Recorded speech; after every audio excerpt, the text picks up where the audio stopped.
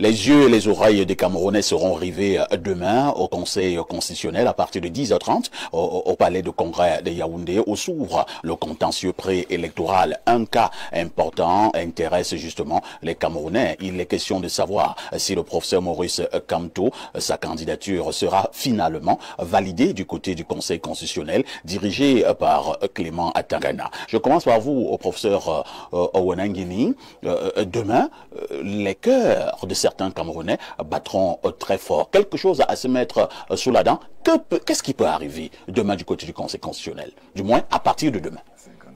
Le Conseil constitutionnel examinera les requêtes des candidats qui ont été recalés par Elections Cameroun, c'est-à-dire des candidats dont les dossiers ont été rejetés. La loi prévoit que lorsque l'ECAM rejette votre dossier de candidature, vous pouvez former une requête auprès du Conseil constitutionnel qui sera chargé d'examiner les moyens et les faits allégués sur lesquels vous vous appuyez pour rétablir la validité de votre candidature. Et l'ECAM peut, à l'occasion, soit valider votre candidature qui aura été préalablement rejetée, soit, d'une certaine manière, confirmer le rejet. On va donc attendre de voir ce qui va résulter de ce contentieux. Simplement, ce qu'il faut dire, c'est que dans le jeu tel qu'il est aménagé par la loi, les pressions, de quelque sorte, ne doivent avoir rien à faire avec la procédure. Il n'est pas question que les partisans de tel ou de tel se rendent au Conseil constitutionnel pour faire physiquement pression sur lui. Ce n'est même pas la pression médiatique ou la pression idéologique qui changera quelque chose. La loi elle-même dispose que le Conseil constitutionnel, en examinant ces requêtes, les examine dans un esprit de conformité stricte avec la loi. Donc c'est la loi qui doit prévaloir en l'occurrence. Parce que si nous sommes dans un processus politique, ce processus est codifié par le droit. Et la forme qu'a ce droit-là, c'est la loi. Robert Wafo dira donc l'heure de vérité est arrivée pour le professeur Maurice Kamto. Sa candidature a été rejetée par Elections Cameroun, par ELECAM. Le professeur est allé du côté du Conseil constitutionnel où il espère voir sa candidature retenue. Avez-vous l'impression que ce conseil-là peut être sous pression? Mathias et Eric Owenangini vient de parler des pressions. Tout à fait. Le premier à mettre la pression sur le Conseil constitutionnel, c'est bel et bien le MINAT. Ah bon? Et comment? On l'avait fait des sorties. Et il m'est revenu, même pas qu'il m'est revenu. Il y a un de vos confrères, Christophe Boubiekono, qui a fait un post sur les pressions que le MINAT, M. Atangana, le ministre de l'administration territoriale, aurait envoyé au Conseil constitutionnel. Bon, ça c'est ce qu'il a fait. Il y a des éléments? Je l'ai bien cité. Est-ce qu'il y a les preuves? J'ai dit je l'ai bien cité. Et on a même vu les sorties du MINAT. On a vu les sorties du MINAT. Et on a pu observer qu'il était vent debout contre la candidature du professeur Maurice Kamto. Mais bon, il est dans son ADN. Il n'a malheureusement pas la prestance et le sens élevé de la République d'un de ses prédécesseurs. Je veux parler du ministre René Emmanuel Sali. Ce que je vais dire, évidemment, le Conseil constitutionnel entre en jeu, entre en scène demain. À partir de demain, parce que ça ne va pas se remettre un jour. Mais permettez-moi de rappeler un fait qui s'est passé en France. Robert Badinter, résistant français, ancien ministre de la Justice en France, et qui par la suite a été nommé président du Conseil constitutionnel le 4 mars 1986, lors de son installation. Et c'est un ami de longue date de François Mitterrand. Il a dit, M. François Mitterrand, mon ami, merci de me nommer à la tête du Conseil constitutionnel. Mais sachez que dès cet instant, envers vous, j'ai un devoir d'ingratitude. Ramenons au Cameroun. Les membres du Conseil constitutionnel, après la faute, n'est-ce pas, du Conseil électoral, le DELECAM, je tiens à rappeler que le Conseil électoral DELECAM n'est pas une juridiction, c'est une administration. Ce sont eux maintenant qui ont la lourde charge, n'est-ce pas, de dire le droit. Après que ELECAM, le Conseil électoral DELECAM, a joué avec le feu, il dit bien à jouer avec le feu. Voilà, en sortant... Comment vous dites jouer avec le feu? Jouer avec le feu. Le Conseil c'est le feu. Parce que, non, ils ont joué, je dis, ELECAM, le Conseil électoral joue avec le feu. Parce que quand vous regardez bien le communiqué final qu'ils ont sorti, d'autres, il y a les motifs, et d'autres, c'est les motifs. Donc, il y a des motivations. Quand par exemple, M. Parfait a ici, oui, on rejette une candidature pour pluralité d'investiture. La pluralité d'investiture signifie que l'autorité légalement habilitée a investi plusieurs personnes au même poste. Je tiens à rappeler que pas plus tard que le 25 juin dernier, il y a eu une concertation entre ELECAM, donc ONU, et ELECAM, parti politique. Et ELECAM, dont fait partie le Conseil électoral, avait invité qui comme président du Manidem, Anissé et Kané. C'est clair. De deux, ce sera même très simple demain. Si jamais. Mais dans le cadre des financements de l'État aux partis politiques, on débloque l'argent, n'est-ce pas? Le compte du Manidem, on débloque l'argent dans le compte du Manidem. Qui sont les signataires de ce compte? Alors, je dis jusqu'à ce qu'on pirate le site du MINAT. Oui. Puisque le MINAT lui-même a avoué dans un communiqué que son site a été piraté. Ça veut dire que les éléments qu'on a ajoutés, donc on a expliqué ces éléments, on a ajouté, il ne faut pas en tenir compte. Alors, puisque lui-même dit que son site a été piraté, donc moi je veux dire ceci.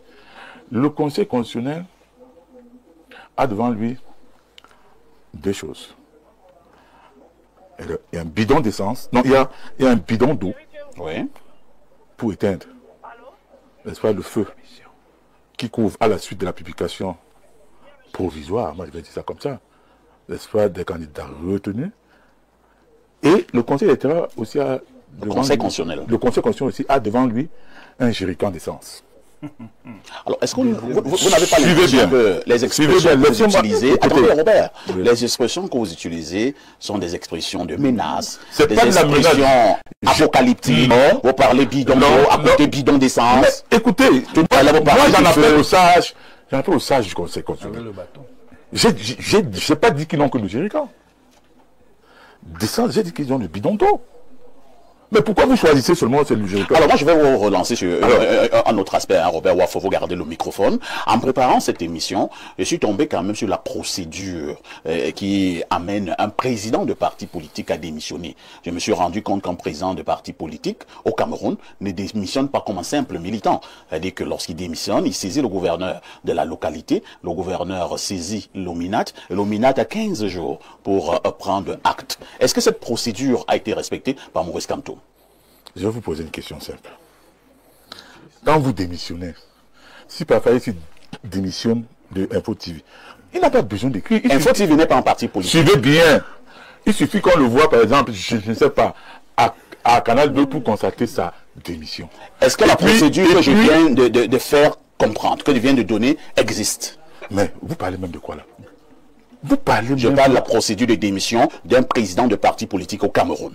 Mais il est libre de démissionner. Vous parlez de quelle procédure? Il est libre de démissionner. Est-ce que la procédure a été respectée?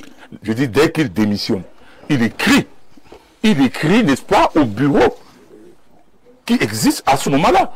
C'est une question de procédure interne au parti politique. Et puis, moi je vais vous dire, hein,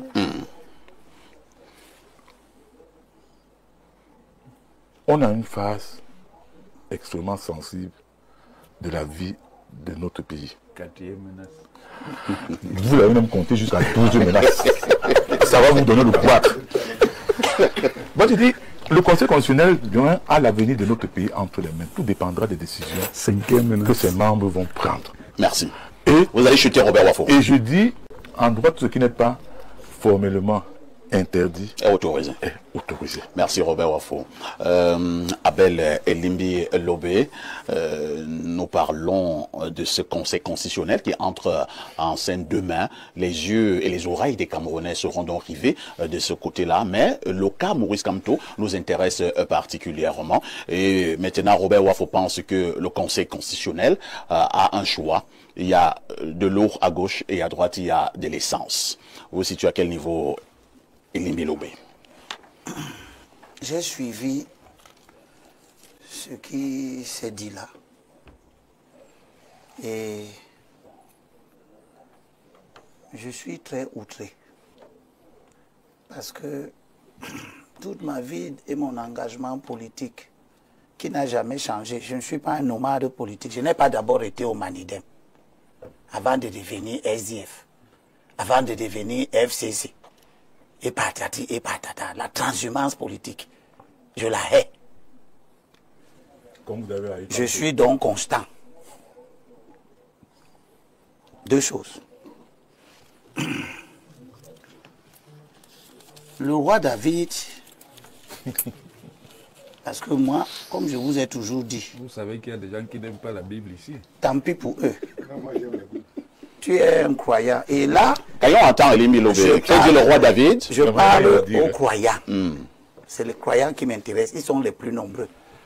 Les profanes, les athées et ceux qui font guider leur vie par des considérations qui n'ont rien à voir avec la crainte de Dieu ne m'intéressent pas. À nous tous croyants, le roi David dit dans Psaume, verset 26, 4, et je vous ai gardé ça parce que je savais qu'on va discuter de ces questions. Je ne suis pas assis avec les hommes faux. Je ne suis pas assis avec les hommes faux. Avec ceux qui cachent ce qu'ils sont. Je n'entre pas là-dedans. Je n'entre pas. Je hais l'assemblée des malfaiteurs. Et avec les méchants, je ne m'assieds pas. Notre lutte, la bonne opposition, la pure, la vraie, c'est que nous demandons l'indépendance de la justice. Nous demandons l'indépendance de l'ECAM, du Conseil électoral. Nous demandons l'indépendance du Conseil constitutionnel. Puis je retrouve ceux qui veulent être les figures essentielles de cette lutte en train de demander à l'ECAM de ne plus être indépendant, en train de demander au Conseil constitutionnel de lui dire, avant le procès, ce qu'il doit dire. C'est-à-dire de faire des pressions. Ça a un nom, lui il le sait, dans le code pénal, ça s'appelle les commentaires tendancieux. Ou des gens qui ne sont pas habilités à dire ce qui doit se faire ou ce qui va se passer, passent leur temps à dire au Conseil constitutionnel que non, il faut que tu examines, il faut que tu as le bidon d'essence, tu as aussi le bidon d'eau, fais attention. Ils écrivent dans les réseaux sociaux, ils demandent aux jeunes de venir. Les jeunes que vous demandez, vous êtes en train de demander de venir au Conseil constitutionnel. Ils viennent faire quoi? Le nombre, s'ils sont 10 000 là-dedans, c'est pourquoi? C'est pour que les conseillers aient peur. L'audience est publique, il faut attirer. L'audience, les audiences dans les tribunaux sont publiques tous les jours. Vous n'appelez pas les gens à venir. L'audience est publique. Je dis d'accord. L'audience est publique. Mais vous n'appelez pas les gens à venir là tous les jours. L'audience est publique. Maintenant, sous le prétexte qu'elle est publique, il y a eu en 2020. En 2020, il y a eu une audience du Conseil constitutionnel qui a rejeté des candidatures pour pluralité d'investiture. Vous n'avez appelé personne là-bas. Bon, je dis en passant, s'il te plaît, c'est moi qui parle. Quel cas? C'est moi qui parle. En 2018. En 2020. Oui, en 2020. Oui, l'UPC a été exclu, non? Pour pluralité d'investiture. la présidentielle. Mais le Conseil constitutionnel est habilité à juger pour la présidentielle, pour les sénatoriales, pour les élections législatives. Oui, mais la pluralité d'investiture à l'UPC, c'était parce que... je ne t'ai pas demandé pourquoi c'était. Je ne t'ai pas demandé. C'est toi qui es maintenant en train de nous expliquer pourquoi le Conseil a fait ça. Ce que les livres d'histoire de notre pays vont retenir, c'est qu'on a débouté l'UPC pour pluralité d'investiture. Toi, tu vas rester expliquer comme tu veux. S'il te plaît, laisse-moi continuer. De candidature. Pas de la saisine, là, il y a 3 cas de pluralité d'investiture. Le cas de Yebga et Kamtopa le Manidel. Le cas de Nyamtimba, Baebek, Aboubakar, Abdourahman Baba pour l'UPC et 2 autres pour le MPCN. Non, Zipan, ça c'est pas pluralité d'investiture. Là-bas, c'est usurpation. Parce que la direction du mouvement progressiste, n'ayant pas à l'idée de faire acte de candidature, de présenter quelqu'un, elle ne savait pas qu'un de ses militants est en train de déposer une candidature. Elle a été surprise par la proclamation du Conseil électoral. Et elle s'est donc pourvue maintenant auprès du Conseil constitutionnel. Là, il n'y a pas pluralité, mais il y a usurpation et on soupçonne une fausse lettre d'investiture. Donc c'est un autre cas. Moi, je prends la pluralité. Il y a 3 cas. Je n'entends personne. Univers n'a pas de problème.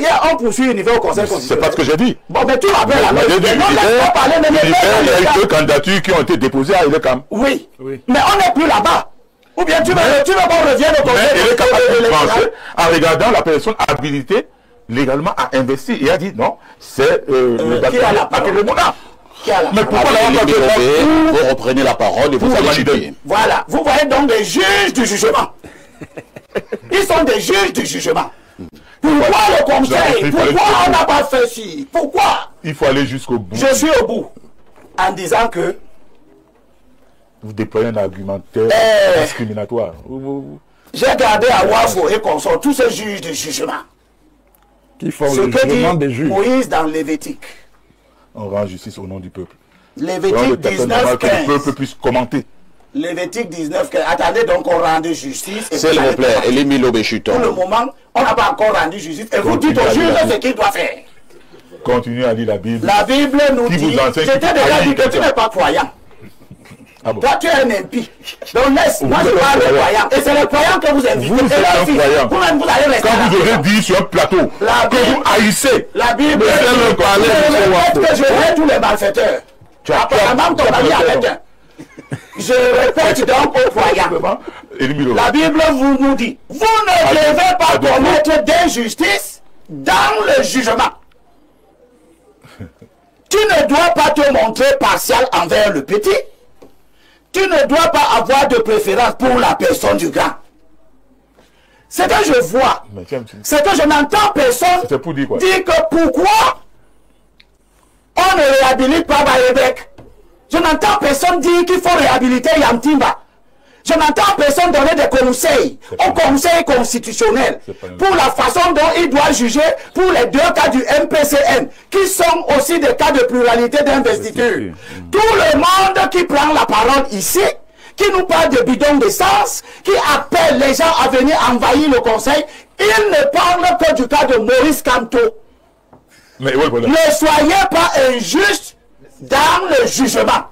J'aurais compris que vous fassiez tous ces efforts pour tous ceux qui ont été recalés pour la pluralité d'investiture. Donc vous êtes d'accord que le Conseil constitutionnel demain recale les 2 du MPCN pour pluralité d'investiture, recale Baebek et consort pour pluralité d'investiture. Vous l'avez dit. Mais qu'on ne recale pas M. Maurice Kamto pour pluralité d'investiture. Nous allons passer la parole à notre comment vous êtes d'accord que le pays fonctionne mal quand ça vous arrange. Vous avez compris. Le pays ne va pas mal fonctionner. Il va même bien fonctionner demain.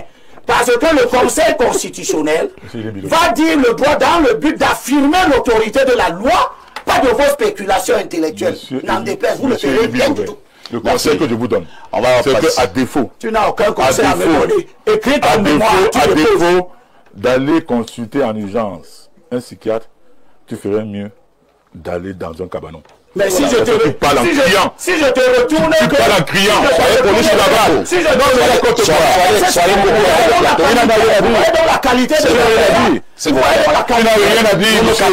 la qualité des opposants. J'aurais pu te demander de faire d'abord un petit tour chez quelqu'un pour te un peu de manichéisme quand même. Avant de venir nous parler. S'il vous plaît, s'il vous plaît. Nous sommes dans un débat très important. Des millions de téléspectateurs nous font confiance et ils veulent avoir des bons commentaires et des bonnes analyses. Soyons courtois sur ce plateau. Merci. Alors, Maître Angoni, vous qui êtes justement un homme de droit, vous êtes avocat, le Conseil constitutionnel devra seulement dire le droit ou alors la pression politique peut également intervenir. Monsieur Parfait, ici, je vais vous dire ce que mon ressenti. Et en même temps, je vous dis que si on a des lois, si l'Assemblée a pu voter des lois, c'est pour qu'elles soient respectées et appliquées. Donc, je m'inscris déjà en faux sur ce que j'entends sur la question de la pression. Oui. On ne peut pas vouloir une chose et son contraire. Nous avons été tous d'accord ici lorsque j'ai parlé de ce que James Avenir vivait comme injustice, parce que les décisions de justice ne sont justement pas respectées. On ne peut donc pas vouloir une justice indépendante, une justice dont les décisions sont respectées, et en même temps organiser des pressions, c'est-à-dire que la justice doit rendre les décisions dans le sens qui plaît, dans le sens qui arrange, dans le sens voulu, dans le sens que certains veulent voir arranger. Vous voyez, je dis, ça ne peut pas être normal, ce ne sera jamais normal, parce que si vous voulez une justice indépendante, libre, qui fasse vraiment son boulot, vous devez accepter que la justice là puisse travailler normalement. Cela dit, je n'ai pas toutes les données dans ces affaires politiques-là, parce que je n'étais pas au Cameroun, mais j'ai aussi lu que des décisions ont été rendues, on a rejeté certaines candidatures, donc celle qui fait jaser le plus. Je pense que le Conseil constitutionnel statue comme toute juridiction en fait et en droit. Et qu'elle doit également, elle doit d'abord voir les faits, qu'est-ce qu'on lui a produit comme élément de preuve, qu'est-ce qu'on va lui produire également demain, qu'est-ce qu'ils vont apporter, et dire le droit, exclusivement le droit. Et donc, le Conseil constitutionnel, à mon avis, va certainement se trancher sur la base des éléments. Parce que je pense qu'entre le Conseil électoral et le Conseil constitutionnel, il y a certainement eu d'autres documents qu'on a dû produire pour justifier les recours qui ont été faits ou déposés. Le Conseil va donc apprécier et rendra la décision conformément aux lois qui sont en vigueur dans notre pays et rien d'autre. Merci.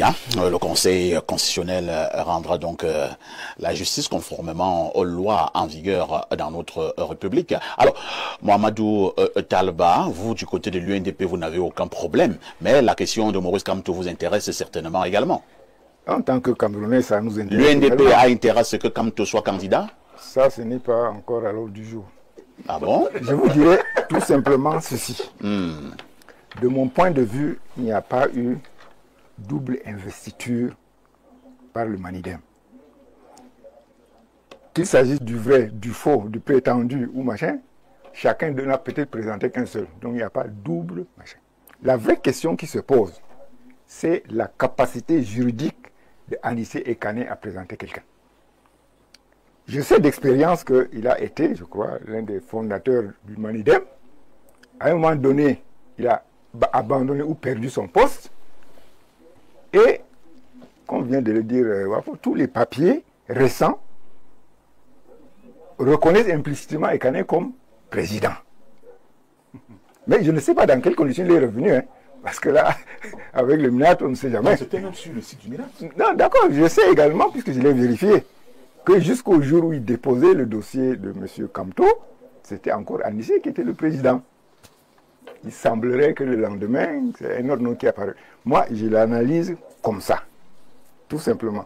Ce n'était pas une question à l'ordre du jour à l'UNDP, mais je m'occupe de ces choses-là, je suis chargé des questions électorales. C'était tout à fait normal que je m'informe là-dessus. Est-ce que Kamto peut quand même faire peur à l'UNDP? Personne ne nous fait peur. Vous pouvez soutenir la candidature de Kamto dans une espèce de... Mais on verra. De candidature de large consensus. Je vous dis que jusqu'à présent, nous avons rencontré beaucoup de candidats et beaucoup de chefs de parti. Est-ce que l'UNDP a discuté avec Kamto? Nous avons rencontré Kamto. J'étais là, je suis donc témoin. Donc, en conclusion, qu'est-ce que vous avez dit concernant 2025? On a dit que nous avons vu tout le monde, quand la liste définitive sortira du Conseil constitutionnel, laquelle liste est insusceptible de recours, c'est en ce moment que les vraies choses peuvent se faire. Très bien. Pierre Bleriot aimait que le Conseil constitutionnel n'a-t-il pas une occasion en or, à partir de demain, d'entrer définitivement dans l'histoire? Parfois, on peut dire que votre question est vicieuse. Hein? Ah bon? Donc, vous voulez dire que le Conseil constitutionnel n'est pas encore entré dans l'histoire? J'ai dit définitivement. Oui, bon, je crois qu'une occasion lui est donnée. Déjà, le Conseil ne peut pas se saisir de nouvelles affaires. Il ne peut pas s'inventer lui-même de nouveaux motifs. La candidature du professeur Maurice Kamto a été rejetée pour pluralité d'investiture. Le Conseil ne pourrait donc pas dire qu'il n'a mal démissionné et autres. Cela n'a pas été évoqué. Elekam aurait pu évoquer cela, Elekam n'a pas évoqué cela. Donc cela ne peut pas être réintroduit demain au Conseil. C'est la première chose. La deuxième chose, c'est que j'ai entendu souvent de très bons discours sur ce plateau, quand les gens disaient que non, le président Paul Biya est vieux, il ne faut pas qu'il se représente. Le professeur Mathias Eric Ounangi nous disait, vous avez donc l'occasion de venir le battre, qu'il se présente. Mais laissez donc Kamto se présenter et battez-le. C'est ça, Pierre Bleriot, nous sommes là sur le plan de la loi. Est-ce que le Conseil constitutionnel, s'il vous plaît, est-ce que le Conseil constitutionnel est dans la logique de laisser tel et de ne pas laisser tel? Attendez, je vous pose la question. Ou alors le Conseil constitutionnel est là pour dire le droit? Si on veut même parler de la question du droit, la question du droit ne se pose pas. Vous voyez bien que le Conseil constitutionnel, s'il veut dire le droit, va examiner qui est le président du Manidem. Et le Conseil constitutionnel va se rendre compte que Yebga n'a aucune qualité pour investir, puisque celui qui a l'ADN des partis politiques a toujours tout versé à Anissé et Kané. Le droit est donc très simple. Sauf que pas vous, le modérateur, les autres réactions montrent donc la peur que suscite un candidat. Bon, non, on ne peut pas. Amen. Mon frère de Jams Avenir a dit qu'il ne faut pas mettre la pression. Quand la loi n'a pas été respectée, nous avons mis la pression ici tout de suite. Nous avons dit qu'il faut que la loi soit respectée. On ne peut pas se gargariser d'être fort. On a 5000 communes, on a ceci partout dans le Cameroun. Mais un seul homme met autant d'énergie à empêcher la candidature d'un candidat. Autant d'énergie. C'est-à-dire qu'on n'est même pas encore à la campagne, qui a même été ouverte ailleurs. On voit comment un certain parti, lui, il est déjà en campagne. Il a ouvert les portes de l'institution la plus importante et il fait déjà la campagne. Et on met autant d'énergie. On écrit même au Conseil constitutionnel. On dit non, non. Par contre, là où je ne suis pas du tout d'accord avec les partisans du MRC, et je crois que vous avez de très mauvais conseillers, ces notions de carburant, ceci, cela, non. Vraiment, là, vous vous séparez des Camerounais. Des vrais. Retirez ces propos-là. Retirez les bidons, les jerrycans de... Non. Vraiment, je vous dis... Pierre Bleriot. Non, faut laisser-moi. Je vous dis que ces options-là... Bidon d'eau. Non, je ne... Enlevez le bidon, enlevez le jerrycan d'essence, qui n'a pas sa place, parce que... Écoutez, Wafo élevé de la République. Non, Wafo, je dis, permettez, quand même, arrêtez de lever le... Je parle quand même. Oui, ça me dérange, puisque ça m'empêche de parler. Toi, on n'est pas en classe ici. Donc, je dis ceci. Quand vous commencez à dire ce genre de choses, même ceux qui étaient de bonne foi, ils vont se dire que si vous pensez que c'est par la violence que vous allez imposer la candidature, non, il faut donc enlever le jerrycan. Ce n'est pas ça. Je dis que les Camerounais épris de paix et épris de justice pensent qu'il n'y a pas de croc en jambe à faire au candidat Kamto. Il faut qu'il compétisse. Mais ce n'est pas au prix des menaces, du sable, du... Il n'y a aucune menace. Vous n'avez pas... Aucune menace n'a été formulée. Retirez, vous n'avez pas le monopole. Je préfère que le Conseil constitutionnel utilise plutôt le bidon. Il y a 2 secondes. Papa, ici. Quand même le Conseil constitutionnel n'utiliserait pas le bidon d'eau, vous n'avez aucun bidon d'essence. je ne joue pas le deuxième match. Alors, lisons d'abord les nombreuses préoccupations des téléspectateurs. Hein.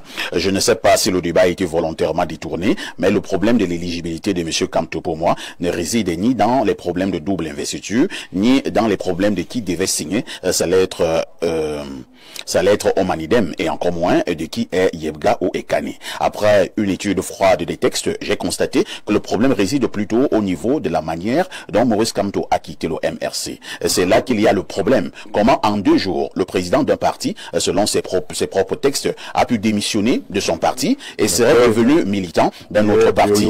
2 jours pour régler tous les détails d'une démission, ça me paraît peu probable. Il y a du péri. Point de droit. 1. Conformément à l'article 68, alinéa 2 des statuts du MRC, la démission du président doit être constatée par 4/5 des membres du directoire national. Pourquoi nous n'avons pas encore vu ce document? 2. Conformément à l'article 68, alinéa 2 des statuts du MRC, le directoire national doit convoquer une convention dans les 30 jours, ce qui signifie que cette convention aurait dû être convoquée entre le 25 juin, date de la supposée démission, et le 25 juillet 2025. Nous n'avons pas eu connaissance de la note de convocation de cette convention. 3. Conformément à l'article 5, alinéa 2 de la loi numéro 90/056 du 19 décembre 1990 portant sur la création des partis politiques, les nouveaux statuts à jour du MRC devaient être obligatoirement transmis au gouverneur territorialement compétent qui lui a à son tour les aurait transmis au MINAT sous quinzaine. Mais à ma connaissance, tel n'a pas été le cas. Alors, comment le 27 juin 2025, Maurice Kamto a pu devenir militant du Manidem et pu être investi candidat sans toutes ces formalités, sauf s'il a pu les boucler en 2 jours, auquel cas sa candidature ne souffrirait de rien. Mais si tous ces éléments n'existent pas et dans le timing imparti, alors il est toujours président du MRC. Bon, le message, s'il vous plaît, permettez aux téléspectateurs d'avoir le droit à la parole. Ici, c'est la libre expression. Parfait, regarde ceci un peu dans les réseaux sociaux. Bon, moi, je peux pas regarder là présentement. Hein. On prend un autre message. La démission d'un président de parti politique au Cameroun n'est pas strictement encadrée par une loi unique, mais elle suit une procédure interne définie par les statuts du parti concerné. C'est Dimitri Kalou qui envoie ce message. Bonjour, parfait. Ici, la famille politique de Maurice Kamto est toujours là à parler au nom du peuple. Le fait de m'imposer leur débat est déjà suffisamment désagréable pour ensuite me prêter des idées qui ne me sied pas. Aussi, la loi de 90 sur le fonctionnement des partis politiques est clair, tout comme le Conseil constitutionnel ne saurait laisser une violation de la loi juste pour plaire. C'est Bertrand Atangana. Un message qui nous vient du côté de la France, c'est le plus 33. Bonjour parfait et à ton panel, Maurice Kamto doit faire preuve de grandeur et qu'il renvoie l'ascenseur à Akéré en le soutenant. C'est Dr Fabio Tama de Paris qui envoie ce message. Un autre message venant de la France. Bonjour à vous sur le plateau. Qu'est-ce que j'entends même sur le plateau? Donc on va faire un costume sur mesure à Kamto, sur mesure à Kamto, même s'il ne respecte pas la loi. Oh là là. Même s'il ne respecte pas la loi, sous prétexte que le peuple va se fâcher. On parle même de quel peuple? De quel peuple ces gens parlent souvent? Ont-ils mandat pour parler au nom du peuple? Le problème dans ces pays est que l'imposture a pignon sur eux. Un autre message, nous prenons celui-ci qui nous vient du Canada. Bonjour le sable modérateur, s'il te plaît, dis à Blérieux de ne plus contrarier au Nguini. Comme la loi, comme la fois dernière, il a débranché sa joie de vivre. Nguini est triste et morose ce dimanche, cordialement Sempandi. Autre message ce matin, un autre message qui nous vient des États-Unis. Bonjour l'incontournable Perfecto et le panel. Blérieux a dit tout ce qui doit être dit en direction du Conseil et du MRC. C'est quel pays où on met de l'énergie à empêcher les candidats et on nous envoie des intellectuels respectables pour nous l'expliquer? Il faudra les états généraux de l'intelligentsia du Cameroun. C'est le problème principal de ce pays. C'est Honoré qui envoie ce message. Hein. Il est du côté de Virginie, aux États-Unis. Bonjour le grand Perfecto. Je me demande réellement si tous ces gens la cherchent au fauteuil présidentiel pour changer ce pays. Bonjour Perfecto. Alors, et à ton magnifique plateau, pensée profonde aux amis du NDEM. Je comprends pas. Hein? Manidem. Ah bon? Donc, alors, bonjour donc à ton magnifique plateau, pensées profondes aux amis d'Undem, les manies autrefois gardiens des identités bafouées au profit d'un gombiste, la main qui sait écrire ne sait pas toujours planter le mille, proverbe Aoussa. Quant au brillant juriste, n'en reste pas moins une énigme politique tragique. L'homme qui prétend incarner l'avenir démocratique du pays passe trop souvent son temps à contourner la loi qu'il connaît si bien, à se relever au-dessus d'elle, à vouloir la remodeler selon ses ambitions propres. Ce n'est pas la République qui doit se plier à l'ego d'un homme, aussi docte soit-il. C'est l'homme d'État qui doit se courber devant la rigueur des institutions. À force de se considérer comme une exception politique, quand tout devient un facteur d'instabilité. Alors, il y a